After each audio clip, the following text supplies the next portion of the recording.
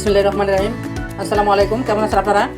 আশা করি ভালো আছেন। আমি রুজিনা কুকিং অ্যান্ড ব্লগ থেকে চলে আসলাম নতুন একটা রেসিপি নিয়ে। আমার রেসিপিতে থাকবে আকর্ষণীয় ডিজাইনের খুব সুন্দর কদম ফুলি পিঠা।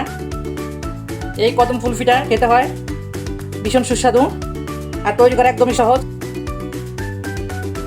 এইরকম মজার নিত্য নতুন রেসিপি দেখার জন্য আমার ইউটিউব চ্যানেল সাবস্ক্রাইব করে রুজিনা কুকিং অ্যান্ড ব্লগের সাথেই থাকবেন। 500 টাকা বেল আইকনটা ক্লিক করে রাখবেন যাতে করে নতুন নতুন ভিডিও আপলোড দেওয়ার সাথে সাথে আপনার কাছে পৌঁছে যায়।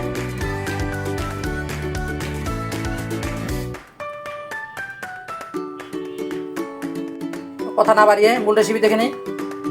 মাত্র 3টা উপকরণে কীভাবে করে এই কদম ফুল পিঠাটা তৈরি করা হলো। স্কিপ না করে পুরোটা রেসিপি দেখে নেবেন। আশা করব এই কদম ফুল অথবা কদম ফুলি পিঠা রেসিপিটা আপনাদের কাছে অনেক ভালো লাগবে। দেখুন মাশাআল্লাহ ভিতরটা কতটা লোভনীয়, খেতে কিন্তু ভীষণ মজা। কদম ফুলি পিঠা তৈরি করার জন্য প্রথমে আমি পুরটা রেডি করে নিব।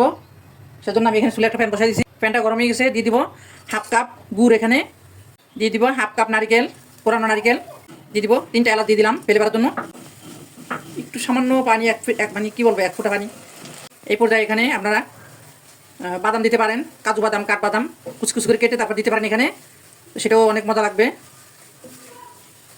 এই পর্যায়ে আমার পুরটা রেডি হয়ে গেল। একটা আঠালো একটা পুর হবে এখানে। এই যে যখন আটা হয়ে গেল তখন আমি এটা চুলা থেকে নামিয়ে ফেলবো। নামিয়ে একটা বাড়িতে ঢেলে নিব। আমি যে 1 ফোঁটা পানি দিয়েছিলাম ওই পানিটা কিন্তু আমি শুকিয়ে নিছি। পানিটা রাখা যাবে না। পানিটা দিয়েছিলাম গুড়টা গলানোর জন্য। চুলায় আবার প্যান দিয়ে দিলাম। দিয়ে দিবে 1 কাপ পানি, এখানে 1 চা চামচ লবণ। পানিতে বল উঠে গেছে। এখন আমি এখানে 1 কাপ চালের গুঁড়া দিয়ে দিলাম। এটা শুকনা চালের গুঁড়া। চুলার আঁচ লোতে করে দিয়ে আমি এখন চালের গুঁড়াটা ভালো করে পানির সাথে মিক্স করে নিব, নাড়াচাড়া করে।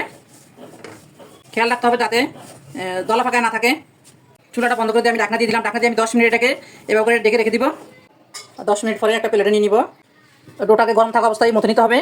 এটা ঠান্ডা হয়ে গেলে কিন্তু শক্ত হয়ে যাবে। 4-5 মিনিট মথে নেওয়ার পরে সফটওয়্যারটার ডো তৈরি হয়ে গেল। এখন আমি পিঠাগুলো তৈরি করে নিব। আমি হাতে অল্প অল্প করে ডো নিয়ে পিঠাগুলো তৈরি করে নিব। এই যে এরকম অল্প অল্প করে ডো নিতে হবে। ডোটা নেওয়ার পরে এভাবে বাটি শেপ দিতে হবে।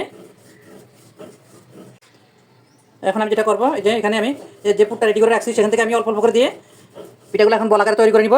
বেশি কিন্তু দেওয়া যাবে না পুরটা, তাহলে পিঠাগুলো ফেটে যাবে। এই যে দিয়ে আমি এখন এই যে এভাবে করে মুখটা আটকে দিব। এই তো মুখটা বন্ধ করার পরে এখন আমি এই যে হাত দিয়ে ঘুরিয়ে এভাবে গোল করে বলের মতো করে নিব। এই যে এইভাবে করে গোল করে নিচ্ছি, একদম কোনো ফাটল থাকতে পারবে না। এখন আমি যেটা করবো, এই যেখানে আমি দেখেন বাসমতি চাল নিয়েছি। এখানে আমি আধা কাপ চালকে ভালো করে ধুয়ে ভিজিয়ে রাখছিলাম 20 মিনিটের মতো। ওইটা আমি দেখালাম না, তো ভিজে আমি পানিটা ধরায় রাখছিলাম। এখন আমি এই চালটাকে এই যে পিঠা বানাইছি এই পিঠার গায়ে ভালো করে লাগাই দিব। সেবে চালটা ভালো করে লাগাইতে হবে। এই তো দেখুন আমি লাগাই নিলাম। এখানে যে কোনো চালই দেওয়া যাবে। তো বাসমতি চালের যেটা হয় মানে চালটা একটু লম্বা তো দেখতে একটু মানে পিঠাগুলো আফে দেওয়ার পরে তখন লম্বা হয়, বেশি দেখতে ভালো লাগে, সেজন্য দেওয়া। আপনারা যে কোনো চাল দিয়ে করে নিতে পারবেন। আকর্ষণীয় ডিজাইনের এই কদম ফুলি পিঠাটা আপনারা তৈরি করে নিতে পারেন একদম অনায়াসে। এই শীতে বলতে দেখতে শীত চলে আসলো।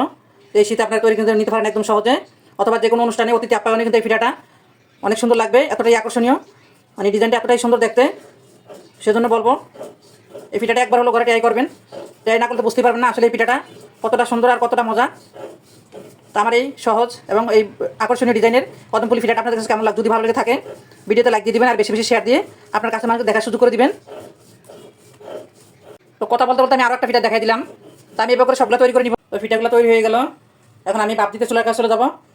আমি যতটুকু এখানে চালের গুঁড়া নিছি ততটুকু চালের গুঁড়া আমার এখানে 10 পিস পিঠা হয়েছে। চুলে একটা পাতিল দিয়ে দিয়েছি। পাতিলে আমি পর্যাপ্ত পরিমাণে পানি দিয়ে দিছি, একটু বেশি করে দিয়েছি পানিটা। আর এখানে একটা স্ট্যান্ড দিয়ে দিছি, মানে চালনি আর কি। তো আমি এখন এই চালনির ভিতরে পিঠাগুলো বসাই দিব।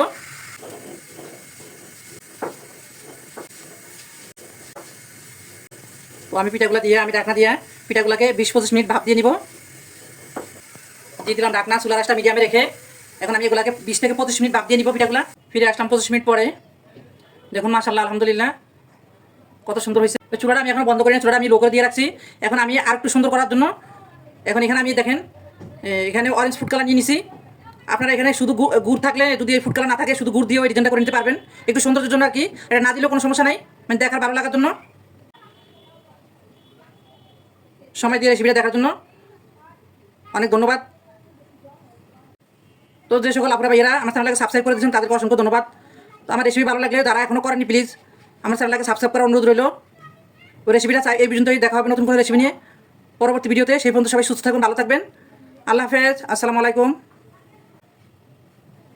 তো আমি এটা পুরোপুরি ঠান্ডা করে নিব, তারপর আমি একটা প্লেটে সার্ভ করার জন্য তুলে নিব।